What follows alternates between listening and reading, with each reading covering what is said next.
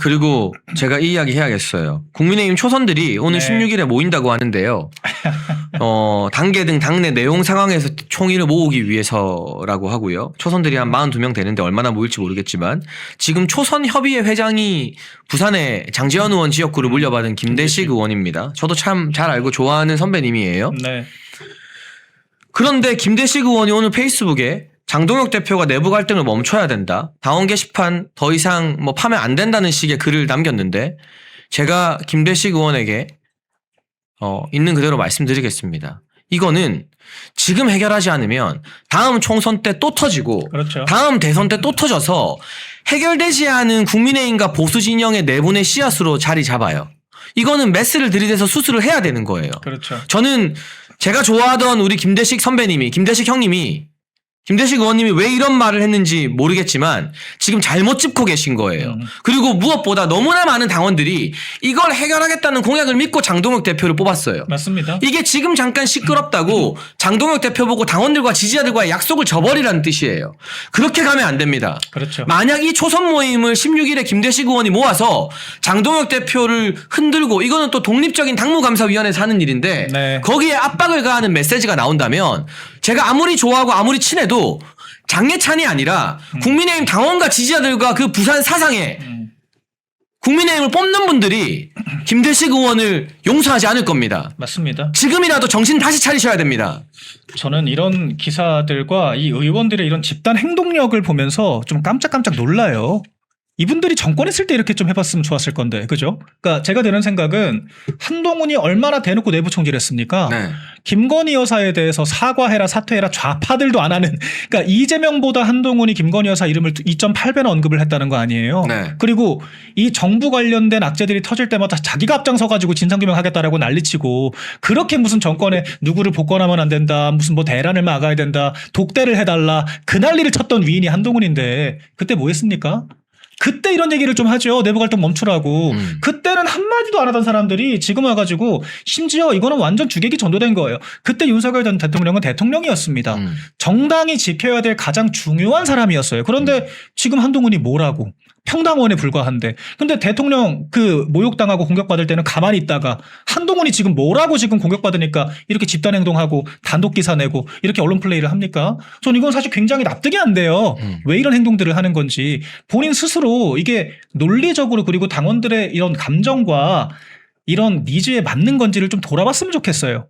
정말 이해가 안 됩니다. 여러분, 지금 다시 행동하셔야 될 때입니다. 어제 그 반나절 만에 장동혁 대표 후원 계좌를 깜짝 놀라게 만들었던 여러분이 제가 전화번호를 이 방송에서 공개할 수는 없어요.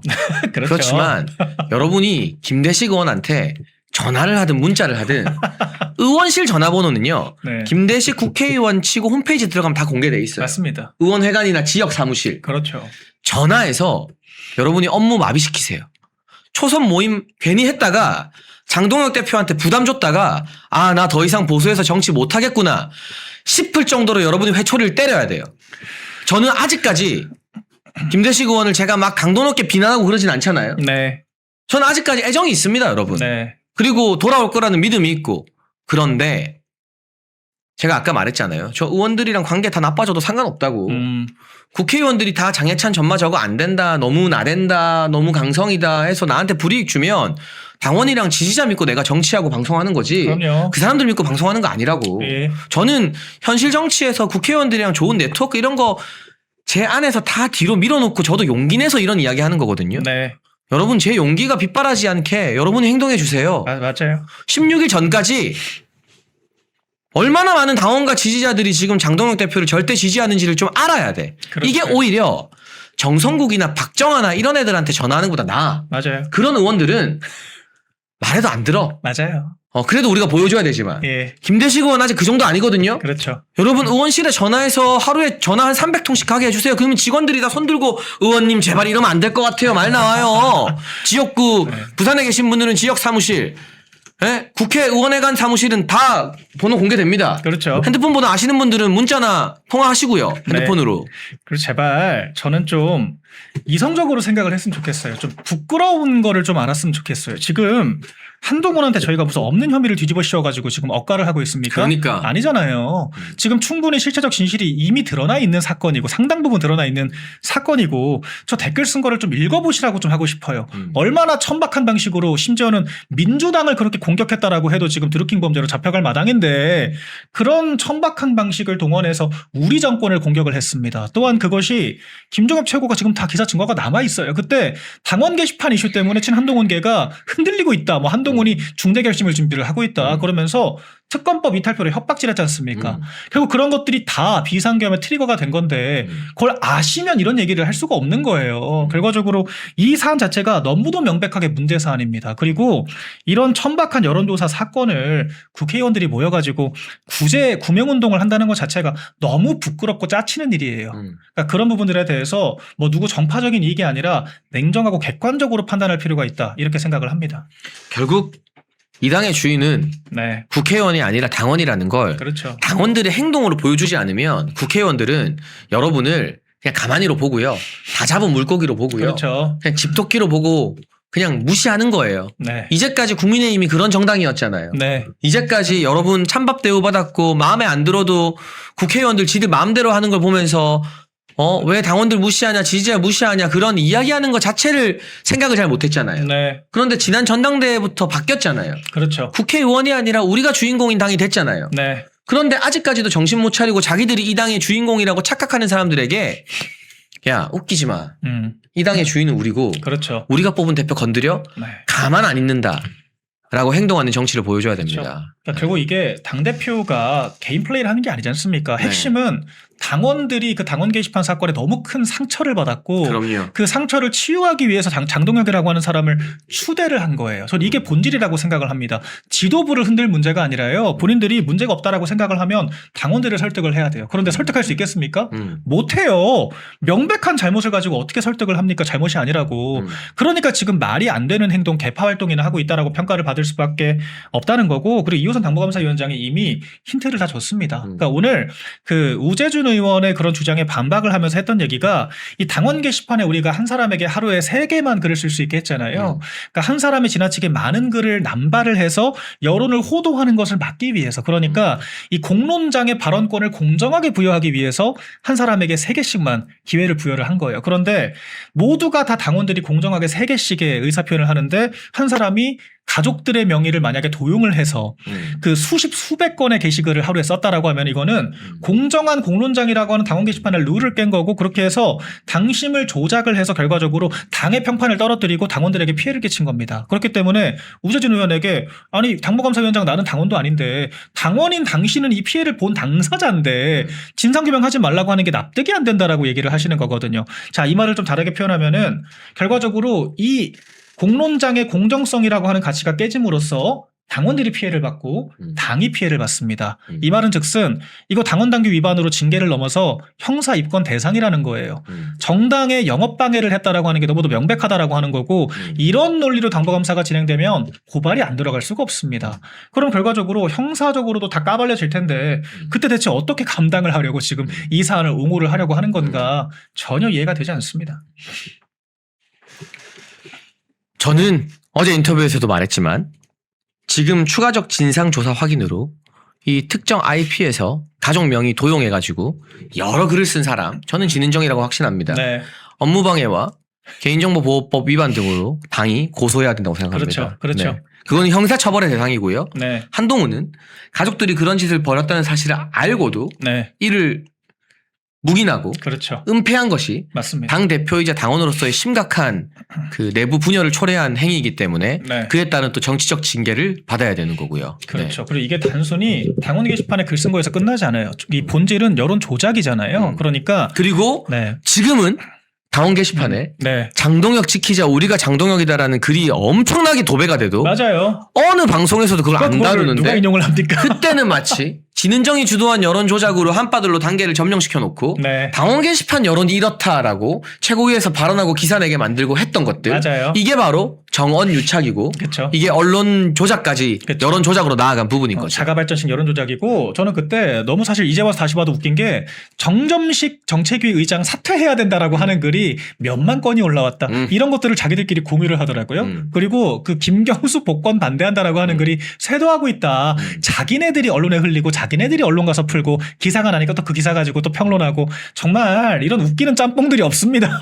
이렇게 조직적으로 여론을 조작했고 당심을 왜곡을 해놓고 이런 것들은 그냥 당원 게시판에 욕 좀 하는 게 어떻냐고요?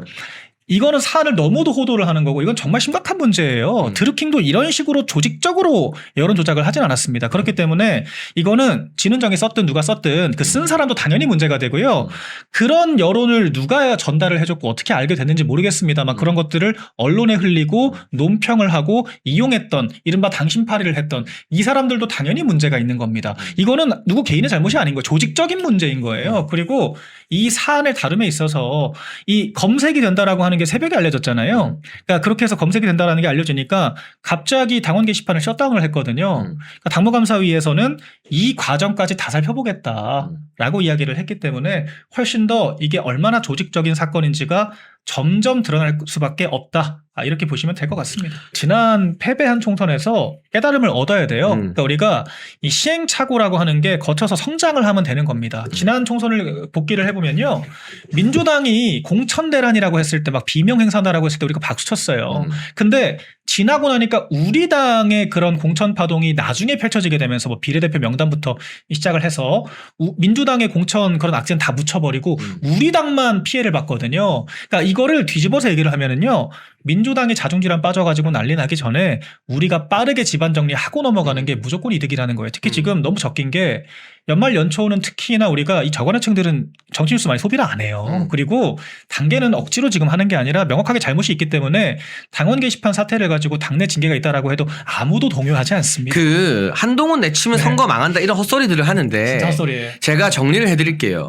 민주당 조금 밖에 다 내쳐서 어떻게 됐습니까? 네. 조응천, 금태섭, 박용진, 김혜영 마치 이 사람들이 민주당 중도의 핵심인 것처럼 언론에 엄청 띄워주고 있는데 그렇죠. 이재명이 정말 잔인무도하게 이 사람들 다 정치 백수로 낭인으로 만들었거든요. 네. 근데 민주당이 총선 이기고 대선 이겼잖아요. 집권했잖아요. 중요한 건 예. 우리 지지층을 똘똘 뭉치게 만드는 결집이 우선이다. 그렇죠. 그 조금 밖에라는 중도 내쳤는데 민주당이 하나도 안 흔들리더라. 맞아요. 우리도 그 유난 떨고 호들갑 떨지만 우리 안에 정말 하나가 될 수 있게 하는 게 문제고 고름은 하루라도 빨리 짜는 게 그럼요. 해결책이지. 네. 지금 고름 짜는데 아프고 딱지지는데 이거 한 달 뒤면요 안에 완전 썩어요. 맞아요. 예, 고름은 발간하자마자 최대한 빨리 짜는 게 가장 완벽한 해결책입니다. 암세포는 기본적으로 자연 치유가 안 되고요. 네. 지금 우리 의원들이 지금 착각을 하고 있는 게 정당의 기본은 의제와 노선 투쟁이에요. 네. 민주당은 의제와 노선 투쟁을 하기 때문에 그 방향이 옳던 그르건 간에 당원들이 똘똘 뭉치고 의원들이 똘똘 뭉칩니다. 거기서 딴소리하는 몇몇 사람들이 떠나간다라고 해서 당이 망하지 않아요. 사람이 당의 노선을 결정하지 않고 당의 성패를 결정하지 않습니다. 근데 우리 당은 너무도 한심하게도 사람의 목을 매요. 인기 많은 누군가가 와야 되고 누가 조금 팬덤 있으니까 데려다 써야 되고 노선과 이념에 대해서는 아무도 얘기 안 하고 의제고 전문성도 아무것도 없고 그냥 누구 데려와가지고 표 가져오자 뭐 이합집산 얘기밖에 안 합니다. 이거 너무 한심스러운 거. 이거 정당이 아니라 인력사무소 같아요. 제가 봤을 때는 그냥 필요할 때 여론조사 해가지고 인기 많은 사람 대충 데려와가지고 그냥 공천하고 붙으면 좋고 아니면 말고 붙어도 그냥 소 닭보듯이 정당 딴소리하고 중앙당 딴소리하고 지자체장 딴소리하고 그게 지금 국민의힘의 실체입니다. 그따위로 할 거면 선거 이겨봤자 아무짝에 쓸모가 없어요. 그렇기 때문에 사람의 목매다는 것 자체가 한심하다. 정당의 본연의 가치는 노선투쟁과 이념에 대한 확고한 그런 기치, 의제 정책 유능성 이거예요. 이거를 우리가 똑바로 깨닫지 못하면은요 민주당의 판판이 깨질 거예요 앞으로도. 네. 그리고 여러분 저도요 사실은 마음이 마냥 편하진 않거든요. 네, 저를 어떻게 보면 좋게 봐주고 네, 그동안 좋은 관계였던 국민의힘의 중진이든 초선이든 여러 국회의원들과 예, 제가 관계 다 단절되고 그렇죠. 나중에 이게 저한테 다 화살로 돌아올 거예요. 맞아요. 나중에 뒷말도 막 그 사람들이 장해찬에 대해서 안 좋은 말 많이 할 네. 거고 그럼 제가 아마 뭐 선거에 나가게 되거나 뭘 할 때 되게 부정적인 영향이 많이 있을 거예요. 근데 저도 그렇죠. 당 대표를 당원들이 밑바닥에서부터 만드는 거 보고 네. 당원과 지지층 시청자만 보고 제가 용기 있게 이 사람 문제 있다 저 사람 문제 있다 여러분 행동해라 문자 보내라 전화해라 제가 이렇게 이야기하는 거거든요. 네. 여러분이 저한테 용기를 주셔야 되고 여러분이 제 뒷배가 돼주셔야 됩니다. 여러분 우선 이 멸콩TV의 구독과 좋아요로 50만을 좀 빨리 만들어주세요. 네, 그게 저한테 제일 큰 울타리가 되는 겁니다. 그렇죠. 저는 여러분만 보고 갑니다. 또 그러면서도 제가 마음에 안 들면 여러분한테 맨날 혼내고 막 뭐라 하고 싸우고 하지만 하고. 그래도 여러분 보고 제가 용기 내는 거예요. 쉽지 않아요. 저 막 부재중 전화 와 있고 문자 오면 마음 되게 불편해요 사람이. 그렇죠. 근데 난 모르겠고 하고 싶은 말 해야 되고 네. 나는 우리 당원과 지지자 보고 간다라고 생각하는 거고 박민영 대변인도 마찬가지니까요. 맞습니다. 제가 지금 이 기사를 다시 봐도 좀 믿기지가 않는데요. 아시아 포럼 21이라는 이 정치 토론회 겸 기자 간담회에서 주호영 의원이 이런 말을 했다고 합니다. 대구 MBC에서 일단 기사 제목을 이렇게 달아놨습니다. 윤석열 폭정 거듭했다. 탄핵 사유 충분하다. 주호영이 이런 말을 한다고 대구가 술렁인다. 이게 기사 제목입니다. 야, 참 어, 정말 패륜하네. 저 눈으로 보고도 저도 주호영 의원 잘 아는데 믿기지가 않는데 이렇게까지 말을 한다고? 이렇게까지? 탄핵 사유가 충분하다? 폭정을 거듭했다? 이런 말을 한다고? 헌법재판소 판결문에도 그 8대0인가 나오는 우리가 납득하기 힘든 그 판결문에도 민주당의 지속적인 국정마비 시도 때문에 대통령이 벼랑 끝에 몰렸고 정치적 의미로 계엄을 시도한 측면이 있다라고 말하지 않았습니까? 그랬죠. 그러면 이런 발언들은 그 문영배가 주도해서 쓴 헌재 판결문보다도 동떨어진 인식인 거잖아요. 좌파 것들보다는 못한 더 심한 거잖아요. 이게 그 좌파 헌재 판사들보다도 더 심한 거잖아요. 주호영이가 지금 국회 부의장인가요? 예. 그 작년 총선 대참패를 하고 나서 어쨌든 국회직에 우리 쪽 국민의힘 쪽 한 자리가 딱 주어졌는데 그게 국회 부의장입니다. 그러니까 우원식이가 국회의장하고 민주당 국회 부의장 하나 더 주고 이제 국민의힘 몫으로 하나 줬는데 그렇죠. 네. 그거 주호영이가 꿰찼거든요. 이게 야당이 되면 장관을 시켜줄 수도 없고 총리를 할 수도 없고 그러니까 유일하게 있는 게 국회직이에요. 야당이 할 수 있는 유일한 그 자리가 국회직이거든요. 그 국회직도 그 상임위원회를 뭐 6개인가 7개인가 밖에 못 받았기 때문에 상임위원장 6, 7명. 그리고 국회부의장이 다예요. 그럼 이 얘기는 뭐냐.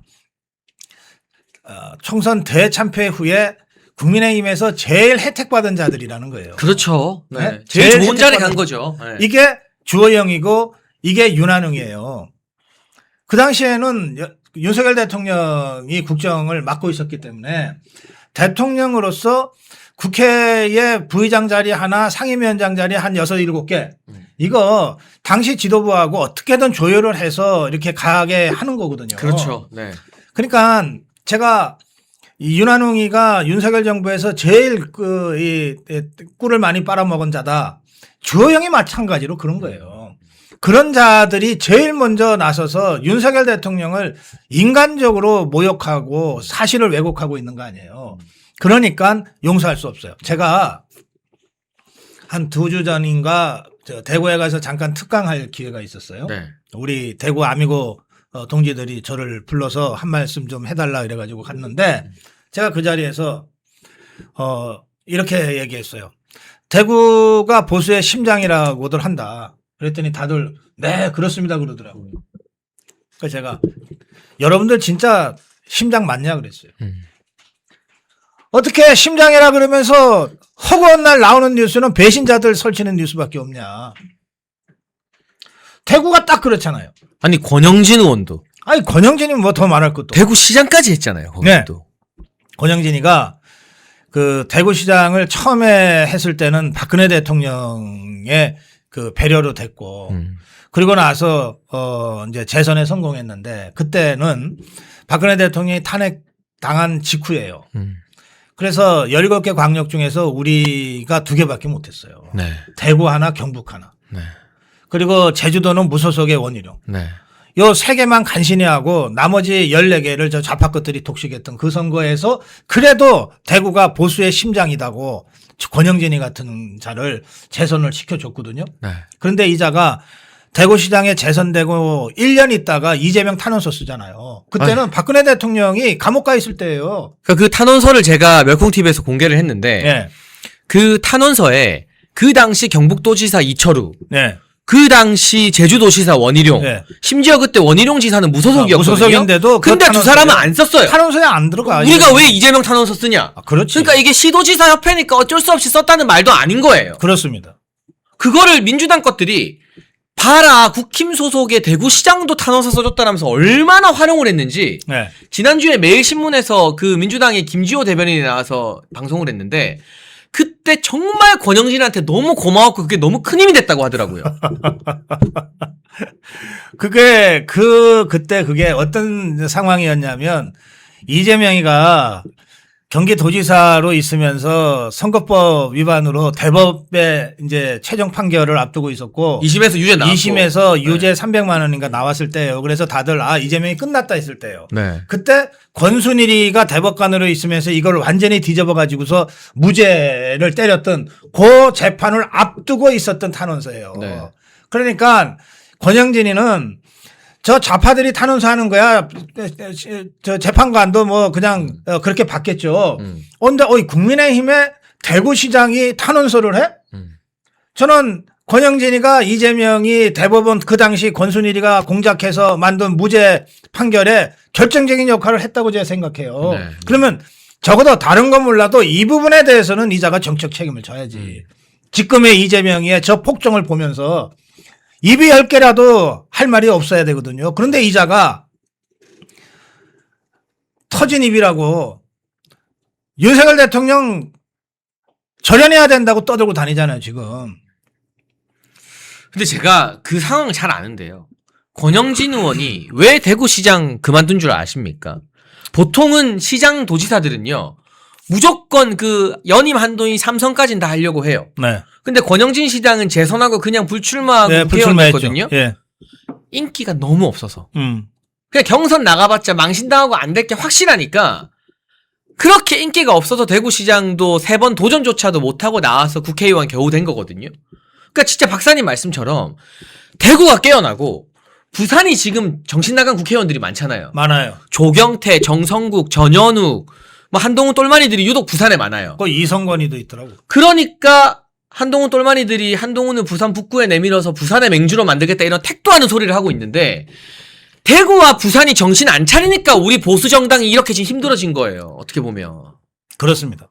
그래서 저는 이런 상황이 벌어진 것에 대해서 우선 이 국민의힘 지도부가 정말 반성해야죠. 네. 그런데 그 이전에 이런 자들, 주호영이 같은 자를 6번이나 뽑아준 대구 시민들도 진짜 반성하셔야 돼. 이제는 좀 느끼시겠죠? 네. 예.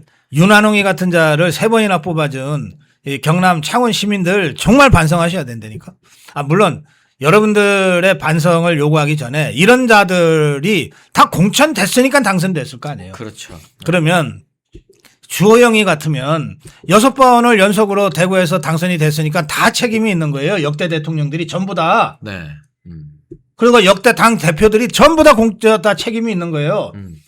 그러니까 바로 그런 정말 이게 옥석도 구별해내지 못하는 역대 우리 자유파의 지도자들, 국민의힘의 역대 당대표 했던 자들, 선거를 치렀던 당대표들, 공관위원장들, 이런 사람들 정말 지금 정말 무릎 꿇고 우리 자유파 국민들한테 용서를 구해야 된다니까. 정말 그 장동혁 대표 험난한 가시밭길을 거쳐갈 수밖에 없는 게 이런 기득권 구태 기회주의자들과 타협을 하면은 장동혁도 그 나물에 그 밥이 되는 거잖아요. 그렇죠. 예. 타협하지 않으면서 끌고 가야 되기 때문에 어려운 길을 가는 거고 결국 장동혁 뒤에는 우리밖에 없다.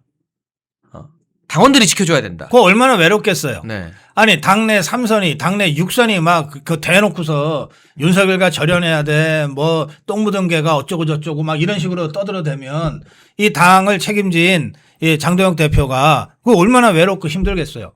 그러니까 뭐 저는 그럼에도 불구하고 장도혁 대표가 뭐 이 위축되지 않고 기죽지 않고 당당하게 자신의 길을 걸어왔고 앞으로도 걸어갈 거라고 확신하지만 사람 일이라는 거 진짜 모르는 거예요. 맞아요. 맷집에 장사 없어요. 자꾸 맞다 보면 자기도 모르게 이 이슬비에 옷 젖듯이 그렇게 젖어버릴 수가 있거든요. 그래서 장동혁의 뒤에는 우리 자유파가 있다. 이거를 끊임없이 우리가 소리쳐 줘야 되는 거예요. 여러분 제가 아직 확인은 안 해봤습니다만 장동혁 대표도 정치 후원금을 받을 겁니다. 여러분 혹시 장 대표 응원해주고 싶으신 분들은 그 의원실에 전화하셔서 후원 계좌 물어보시면 뭐 10만 원까지는 전액 세액 공제되고요. 1인당 500만 원까지 후원이 가능한데 아직 남아있다면 우리가 연말에 후원금이라도 가득 채워줘서 이 당원들이 지지자들이 이렇게 장동혁을 응원한다. 이건 또 당원이 아니라도 후원을 할 수 있거든요. 네. 그런 어떤 돈줄로 혼내주는 그런 운동이라도 좀 했으면 좋겠네요. 저도 한번 확인해 보겠습니다. 후원금은 매년 결산되거든요. 맞아요, 맞아요. 네, 그러니까 선거가 있는 해는 3억까지, 네. 선거가 없는 해는 1억 5천까지 맞습니다. 후원금을 받아서 정치 활동에 쓸 수가 있어요. 네. 그러니까 그 내년은 6월 지방선거니까 선거가 있는 해니까 아마 3억까지 네. 예, 그렇게 후원을 받을 수가 있을 텐데 이게 지금 12월이잖아요. 네. 12월에는 아직 못 채웠으면은 12월 말까지는 그 못 채운 것만큼은 추가 후원을 할 수 있으니까 네. 그건 좀 확인해서 여러분들이 할 필요가 있겠습니다. 지금 계좌 올라오는데요. 저도 확인해보고 내일까지 만약 아직 안 찼다고 하면 네. 제가 장동혁 대표 정치 후원 계좌 한번 알아봐서 저희 멸콩에서 안내해 드리도록 하겠습니다. 우리가 당원들이 뒤에 있다는 거 당대표가 돼가지고 자기가 직접 후원 계좌 올리기는 좀 그럴 거예요. 아마 공개하기가 좀 민망할 텐데 우리가 뒤에 있다는 걸 한번 보여주는 계기를 삼으면 좋겠습니다. 여러분 1961년 1인당 국민소득 80달러 지구상에서 가장 가난했던 대한민국을 경제대국으로 만든 구국의 지도자 박정희 대통령님, 국민이 잘 살고 잘 먹는 나라를 만들겠다는 일념으로 박정희 대통령께서 직접 집필한 전집 6권을 저희 멸콩TV가 새롭게 편집을 했습니다. 환신바이오 창립 8주년 기념으로요. 환신골드 한 세트 구매하는 고객께 이 6권이 있는 전집 한 세트를 특별 증정합니다. 아래 번호로 전화 주시고 건강도 챙기시고 박정희 대통령님 전집도 좋은 기회에 받으시면 좋겠습니다. 그리고 제가 나름대로 취재를 해봤고 지난 주말 방송 등에도 많이 말씀을 드렸지만 왜 국회의원들이 지금 뭐 당심이 어떻고 민심이 어떻고 이런 경선에 대해서 경선 룰 가지고 장동혁 대표를 흔들까. 박사님 저도 지역에 내려가서 제가 국회의원 상대로 경선도 이겨봤고 네. 한 2주 동안 제가 거기 조직위원장을 했잖아요. 그래요. 그럼 국회의원들 입장에서 제일 중요한 시기가 자기들 공천받는 총선이 1번이라면 네. 2번이 자기가 구청장, 시의원, 구의원 공천할 수 있는 지방선거거든요. 그게 자기 똘마니 들이니까. 그게 자기 사람 세우는 거고 뭐 확인되지는 않았습니다만 뭐 영남이고 호남이고 뭐 구청장 되려면 얼마 뭐 이런 식의 공천 헌금 옛날에는 그런 정치권의 관행이 나쁜 관행이 있었잖아요. 네. 근데 아무튼 장동혁 대표는 이 기득권을 당원들한테 돌려주고 싶은 거예요. 그렇죠. 당원들이 봤을 때 일 잘하는 사람, 여러분 구의원, 시의원 그 동네 당원들이 제일 잘 압니다. 누가 하면 잘할지. 아, 그럼요. 구청장 누가 하면 잘할지 그 동네에서 정치에 관심 많고 사람들 지켜보는 동네 당원들이 제일 잘 알아요. 그거를 경선으로 돌려주자라는 게 장동혁 대표의 지방선거 공천 아이디어의 핵심이거든요. 네. 근데 국회의원과 당협위원장 입장에서는 이거 내 건데 그렇지. 내 밥그릇인데 이 사람이 좀 잘 못해도 나한테 잘하고 내 말만 잘 듣고 나한테 정치유원금 많이 내고 지역에 유지고 하면 내가 공천을 줘야 이 사람이 계속 말을 잘 들을 텐데 경선시키면 경선에서 이기면은 내가 국회의원한테 은혜 받았다 생각 안 하니까 그렇죠. 내 말 잘 안 들을 거다. 결국에는 거창한 대의명분 내세우지만 이 밥그릇 싸움하고 있는 거 아닌가요? 기득권들이. 맞습니다. 그 말씀하셨는데 그게 뭐 아주 오랜 옛날도 아니에요. 호랑이 담배 피던 시절도 아니고 불과 몇 년 전에까지 그랬어요. 여야 거의 차이가 없어요. 네. 이 지역의 국회의원이 지방선거가 다가오면 이제 수금 준비를 하는데 네. 어떻게 하는가 제가 예를 들어 드릴게요. 제가 실명은 얘기하지 않겠어요. 네. 구청장, 그 시장, 군수, 기초단체장 네. 되고 싶은 사람들이 보통 지역마다 한 7, 8명씩 돼요. 그렇죠. 많죠. 네. 그러면 이 사람들이 그 지역구 국회의원한테 개별적으로 면담 신청을 해요. 예, 딱 단둘이서 만나재. 그러면 이제 지역구 국회의원이 알아채는 거지. 이 친구가 뭐 봉투를 들고 오겠구나. 그러면 오는 족족 받아요. 8명이 오면 봉투가 8개가 쌓여. 네. 오는 족족 받은 다음에 그중에 누군가가 이제 공천을 받게 되잖아요. 네. 공천을 받으면 공천 받은 사람 거는 이제 진짜로 주머니에 넣어. 네. 나머지 7개 있잖아요. 다 돌려주는 건가요? 불러 한 명 한 명 따로 불러서 네. 야 미안하게 됐다 하고 돌려줘. 어. 그래야 뒤탈이 없거든. 네. 네. 이런 식으로 공천 장사들을 해댔어요. 그동안은. 네, 그런데 이렇게 8명이 돈 봉투를 갖고 왔다. 그럼 그중에 한 명 거를 받는데 제일 많이 갖고 온 걸 받는 게 아니에요. 제일 모자란 제일 별 볼 일 없는 사람 거를 받아서 공천을 줘. 그래야 자기한테 감사하니까? 그렇죠. 충성하니까? 아니 그렇게 여론조사 한번 해보면 누가 1등이고 8등인지 금방 나오잖아요. 그럼 1등한테 그 공천 줘봤자 이자가 고마워하겠어요. 내가 1등이니까 됐지 그러지. 그런데 한 5등이나 6등 되는 사람한테 내가 특별히 내가 너를 한번 기회를 줄게 하면서 받으면 이 사람 평생 충성한다니까? 진짜 고마워한다니까? 거기에다가 이런 점도 있어요. 이 지역구 국회의원은 다음 선거 때 지가 다시 공천받아서 국회의원 되는 게 제일 중요한 목표잖아. 그렇죠. 근데 이 지역구 국회의원을 가장 위협하는 자가 누구냐? 그 동네 시장 군수, 구청장들이죠. 그 동네 구청장들이에요. 네.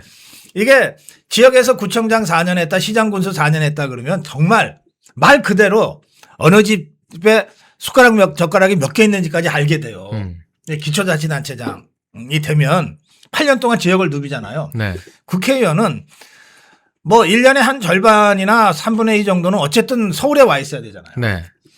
그리고 지역에 가서도 뭐 모든 지역안을 다 그렇게 돌아다닐 수가 없거든. 경조사는 다니지만. 근데 구청장들은 1년 내내 그 지역에 1년 내내 있으니까. 그거야. 맞아요. 그리고 엄청난 예산이 사회복지 형태로 이렇게 전달이 되는데 이게 중앙정부가 직접 보건복지부가 직접 국민들한테 돈 주는 게 아니에요. 구청에서 다 하죠. 내려가면 네. 결국은 구청이고 동사무소예요. 맞아요. 네. 그러니까 제일 경쟁력이 높은 거야. 네. 그래서 국회의원이 되면 그 자기가 공천 줘서 당선됐지만 이 구청장, 이 시장, 이 군수가 제일 겁나는 경쟁자예요. 부담스럽죠. 네. 근데 이게 좀 모질하고 좀 역량도 좀 떨어지고 자기 지지세도 별로 없는 사람을 시켜놓으면 안심하거든. 그런 효과들이 있어요. 그런데 이걸 하려고 그러면 지역구 국회의원이 지 마음대로 할 수 있어야 되잖아요. 네. 적어도 뭐 이 당원 대의원 뭐 이렇게 한다 그러는데 뭐 여론조사는 뭐 비슷하다고 치면 이게 자기 말 듣는 사람들로 구성이 돼야 되는데 당원들이 요즘 이제 지역구 국회의원 말 잘 안 듣거든요. 지역구 국회의원 잘 안 듣는 데다가 특히 그 윤석열 대통령 탄핵 이후에 탄핵 저지 투쟁을 하면서 우리 국민의힘 책임 당원들이나 자유파 국민들의 투쟁 의지가 매우 높게 지금 고양되어 있는 상태 아니에요. 그렇죠. 네. 이런 상태에서는 지역의 국회의원이라 하더라도 제대로 투쟁하는 것 같지 않고 배신자 집단하고 어울리고 괜히 장동혁 대표한테 그 딴죽이나 걸고 있으면 책임 당원들부터 저 사람 뭐 저 좀 문제가 있어라고 얘기하게 되거든요. 그러니까 당원이 무서운 거지. 당원이 무서운 거야. 그래서 사실 현역 국회의원들 입장에서는 아예 경선도 안 했으면 딱 좋을 거야. 그냥 자기들이 찍는 게 원하는 거죠. 그렇지. 그러니까 저는 무슨 생각을 하냐면 5대5냐 7대3이냐는 명분일 뿐이다. 네. 사실은 5대5로 그냥 둔다고 해도 국회의원들은 구청장을 경선시킨다는 것 자체가 마음에 안 들고 자기들 그렇지, 그릇 그렇지. 뺏긴다고 느끼는 거예요. 그러니까 내 똘마니 내가 딱 찍어서 주고 싶은 거예요. 그 그렇죠. 사람들은. 예. 그래서 중앙당의 공천위원회 이게 결국은 다 현역 의원들이 들어가고 하는 거 아니에요. 네. 다 자기 동료나 선후배. 그러니까 그 중앙당의 공관위원회하고 지역구의 국회의원하고 그냥 짬짬이가 돼서 누구 덜렁 공천 주는 게 제일 쉬운 거야. 제일 그렇게 하고 싶은 거야. 맞아요. 예. 네. 근데 이제 이 시대 흐름이라고 하는 거를 마냥 무시할 수 없으니까 어쩔 수 없이 경선을 하지만 경선을 해도 자기가 찍고 싶은 사람이 당선되도록 어떻게든 뭘 만들어 가려고 그래. 그런데 지금 이 당원들이 이 일반 국민들은 사실은 이런 내밀한 사정을 잘 모르니까 그냥 이름 좀 알려져 있는 사람 찍게 되기 쉽거든요. 그런데 이 당원이나 책임 당원 정도가 돼서 투표권을 갖는 사람들은 다르죠. 정치 의식이 매우 높은 수준의 사람들이니까 옥석을 가려낼 수 있거든요. 그래서 경선을 해도 지역구 국회의원은 누구를 찍었으면 좋겠다는 오더를 내린단 말이에요. 그렇죠. 네. 근데 이 오더가 먹히지 않는 거야, 이제는. 그 먹히지 않는 당원들이 더 늘어가는 거니까 70%로. 자기들 입장에서는 자기가 갖고 있던 공천권 뺏기는 거랑 똑같은 거죠. 네, 그래서 저항하는 거예요, 저것들이. 그래서 저는 사실 지금 7대3이냐 5대5냐 논쟁보다 설령 5대5를 유지해도 네. 이 구청장과 지역의 시장 군수를 당원들 손에 맡겨서 완전 경선에 붙인다. 그러니까 지역구 의원들이 짬짬이로 지명하듯이 전략 공천하는 거 용납하지 않는다는 것만 관철해도 이게 1대 당원 주권 혁명이다. 그렇습니다. 그것만 해도 어마어마한 변화이고 국회의원들의 기득권과 밥그릇이 많이 깨지는 거다라는 말씀까지도 그렇습니다. 드리고 싶고 그렇습니다. 그 밥그릇을 지키고 싶어서 저렇게 개혁을 빙자해서 막 글 올리고 뭐 자해행위니 뭐니 하는 거다라는 말씀을 드리는 그러니까 거예요. 이게 장동혁 대표를 네. 뭐 사과 해갖고서 공격하고 뭐 또 우파 극우 유튜브 나갔냐 이러고 공격하고 그러잖아요.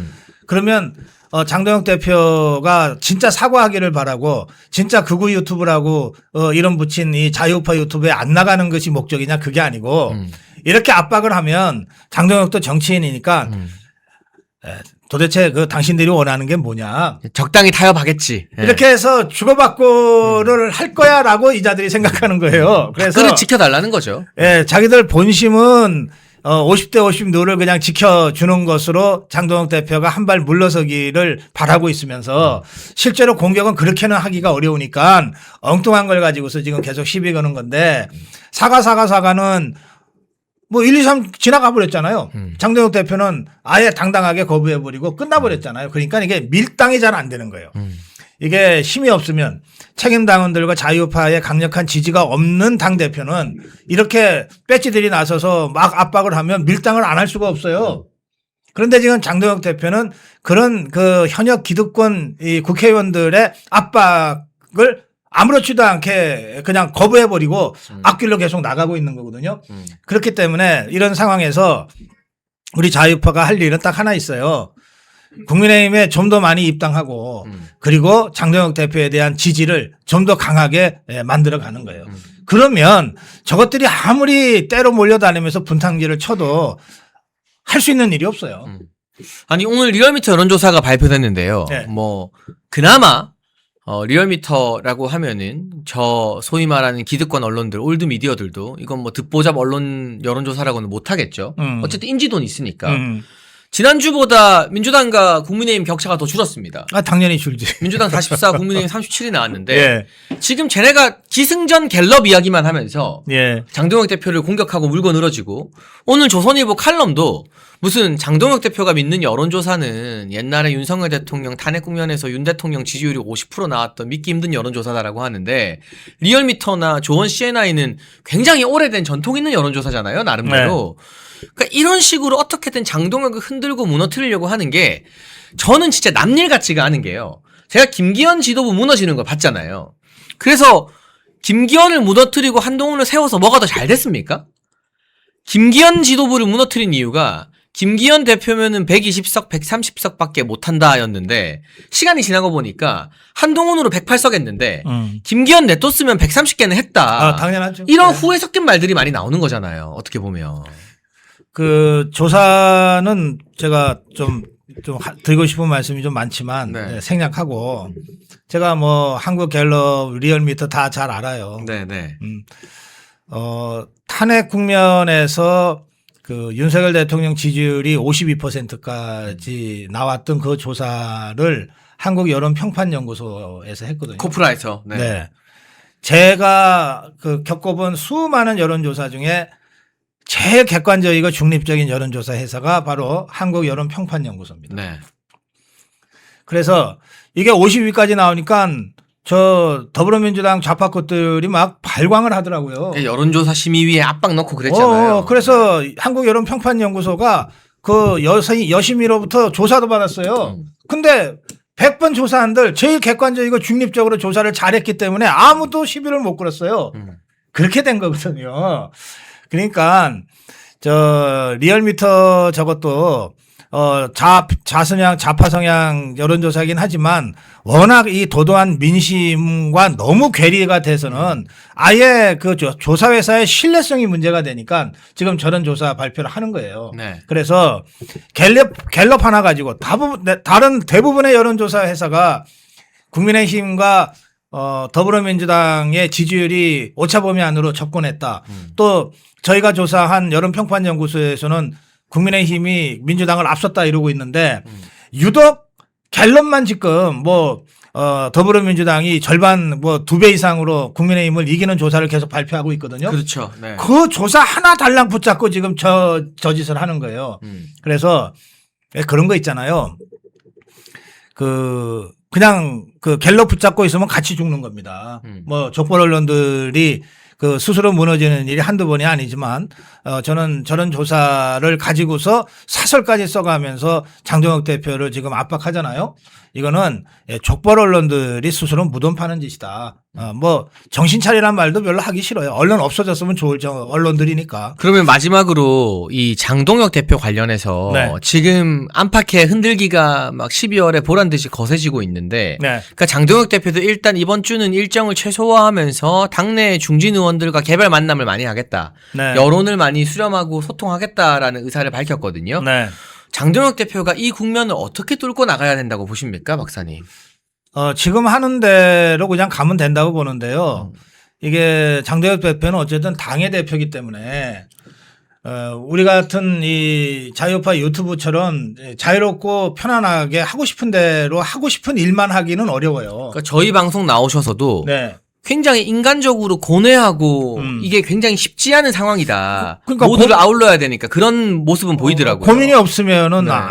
그 이상한 거죠. 그렇죠. 네. 그러니까 당 대표이기 때문에 그래요. 그래서 뭐 윤한홍이가 정말 정말 그 폐악질을 하고 뭐 주호영이가 정말 폐악질을 하고 이런 짓을 해도 이것들을 마음 같아서는 당장 쫓아내고 싶지만 그건 어쨌든 당의 6선 최고 중진이고 당의 3선의 국회 상임위원장 정무위라고 하는 중요한 상임위를 맡고 있는 자들이 대놓고 그런 짓을 하는 거 아니에요. 네. 그럴 때는 저는 당 윤리위를 통해서 해당 행위로 징계를 해야 된다고 생각하지만 당 대표는 어쨌든 그런 사람들의 말도 경청하는 모습을 보여줄 필요는 있어요. 그러니까 이제 이번 주는 뭐 어쨌든 중진들과 대화하는 시간을 갖겠다는 건데 제가 그동안 장동혁 대표가 하는 행보를 쭉 보면 이렇게 대화하는 시간이 그 사이에도 한 몇 번 있었어요. 네, 네. 뭐 중진들과 만남, 뭐 삼선 의원 만남, 재선 의원 만남 이런 것들 쭉 했잖아요. 네. 그게 1, 2, 3개월 앞두고예요. 그런데 이때 뭐 재선 그룹 중에서 전부 다도 아니고 한 4명이 또 뭐 초선 중에 뭐 몇 명이 뭐 사과해야 된다는 소리, 뭐 윤석열 대통령과 절연한다는 소리를 장동혁 대표하고 만났을 때 했다. 그 이것들이 언론 플레이를 했어. 그런데 결과적으로는 장동혁 대표는 거부 없다. 좌파들의 그 국가를 위기로 몰아가는 이 상황에 따른 불가피한 선택이었다. 이런 기조를 그대로 유지하잖아요. 그러니까 뭐냐면 얘기를 듣는다고 해서 그 얘기대로 움직이는 꼭두가시가 아니라는 거예요. 당대표로서 이런저런 이론이 분출될 때는 그 이야기를 듣는 경청의 시간은 갖되 장동혁 대표가 여기 와서 그런 얘기 했죠. 다 나름 생각이 있고 계획이 있고 타이밍이 있고 지금까지는 내가 생각했던 대로 쉽지는 않았지만 여기까지 왔다 이런 취지로 발언을 했죠. 네, 네. 그러니까 그렇게 해온 거예요. 그래서 저는 이런 이 당내 분탕자들이 뭐 폐악질을 뭐 한다고 해서 지금까지 해왔던 스탠스를 바꿔야 될 이유는 하나도 없다. 지금처럼 하면 된다. 저는 그렇게 말씀드리고 싶어요. 그러니까 저는 어떤 생각을 했냐면 저도 그날 저와 인터뷰하고 고심하는 장동혁 대표 보면서 계속 네. 주말 사이에 생각을 많이 했거든요. 그러니까 경청하는 거 좋다. 네. 소통하는 거 좋다. 일단 자기한테 마음에 안 드는 소리 하면 전화도 안 받고 텔레그램도 차단하고 김태흠 지사한테 전화해서 어떻게 감히 당대표를 비판할 수 있냐고 했던 한동훈보다는 훨씬 더 그릇이 넓은 행보다. 예. 그런데 소통과 경청이 유약함으로 변질되면 안 되는 거잖아요. 그렇죠. 장동혁이 가지고 있는 그 독특한 캐릭터와 뚝심이 갈 때가 되거나 우유부단한 사람으로 바뀌면 아무 매력이 없는 그냥 밋밋한 그냥 그나물에 그 밥 5선 6선 하는 양반들 돼버리는 거거든요. 네. 뭘 보여줘야 되냐면 만나서 소통하고 경청하되 당의 기강을 오히려 12월에도 확실히 잡아야 된다. 아, 맞아요. 네. 뭐 지명직 최고위원이나 이런 여러 인선으로도 보여줄 수 있는 거고 당무감사위원회 강도 높은 당무감사 결과도 빨리 나와야 되는 거고 그러니까 소통하는 행보와 함께 투트랙 그러나 장동혁의 기강과 카리스마는 그대로 있다. 네. 다 들어주지만 선을 넘으면 가만두지 않는다. 라는 걸 좀 당대표로서 권위를 세우는 모습도 같이 보여지면 좋겠다라는 생각을 그렇습니다. 고민 끝에 많이 했습니다. 그러니까 네. 그 힘을 비축하면 더 멀리 뛰기 위해서잖아요. 네. 그러니까 지금 장동혁 대표가 이런 식으로 뭐 얘기들을 좀 듣겠다 하는 이른바 소통의 시간을 갖는 것은 더 담대하게 더 멀리 뛰기 위한 거다. 적어도 지금까지의 장동혁 대표의 행보는 그랬다. 이제 이런 말씀 제가 더 드린 것이고요. 그리고 사실 제가 최근 들어서 이 주호영이나 특히 윤한홍이의 이 패악질은 이거는 그냥 넘어가서는 안 된다. 이런 생각이 들어요. 네. 또 권영진이의. 예, 특히 저는 윤한홍이 문제는 좀 심각하게 보는데요. 우선 윤한홍이가 이명박 때 똘만이었고 박근혜 정부 때 간신히 살아남았다가 홍준표 똘만이 됐고 홍준표 똘만이 하다가 윤석열 대통령이 후보로 나오니까 잽싸게 제일 먼저 달려갔잖아요.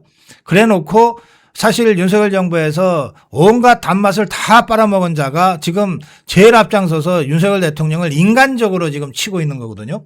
이거 뭐 정치적으로 치는 것을 넘어섰어요.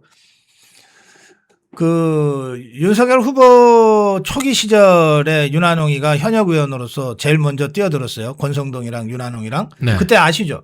네, 잘 알죠. 그러니까 네. 저는 이게 배신이 정치적 배신이 있는데 이 윤한홍의 배신은 정치적 배신 더하기 인간적 배신을 했다. 도저히 그 적어도 윤한홍이라는 자는 할 수 없는 얘기를 이 자가 그 윤석열 대통령을 향해서 한 거거든요. 그래서 이 부분에 대해서는 이걸 내부 문제라고 생각하면 안 된다. 내부의 암덩어리를 제대로 척결을 하는 것은 몸 전체를 건강하게 하기 위한 거잖아요. 그리고 우리가 몸 전체를 건강하게 하는 것은 저 좌파 것들하고 제대로 싸우기 위해서잖아요. 그렇죠. 그러니까 이거는 종북 주사파 세력과의 제대로 된 투쟁을 하기 위한 그런 그 최소한의 그 준비라고 생각하고 이 문제를 척결해야 된다. 저는 그런 말씀을 꼭 드리고 싶어요. 여러분 1961년 1인당 국민소득 80달러 지구상에서 가장 가난했던 대한민국을 경제대국으로 만든 구국의 지도자 박정희 대통령님 국민이 잘 살고 잘 먹는 나라를 만들겠다는 일념으로 박정희 대통령께서 직접 집필한 전집 6권을 저희 멸콩TV가 새롭게 편집을 했습니다. 환신바이오 창립 8주년 기념으로요. 환신골드 한 세트 구매하는 고객께 이 6권이 있는 전집 한 세트를 특별 증정합니다. 아래 번호로 전화 주시고 건강도 챙기시고 박정희 대통령님 전집도 좋은 기회에 받으시면 좋겠습니다.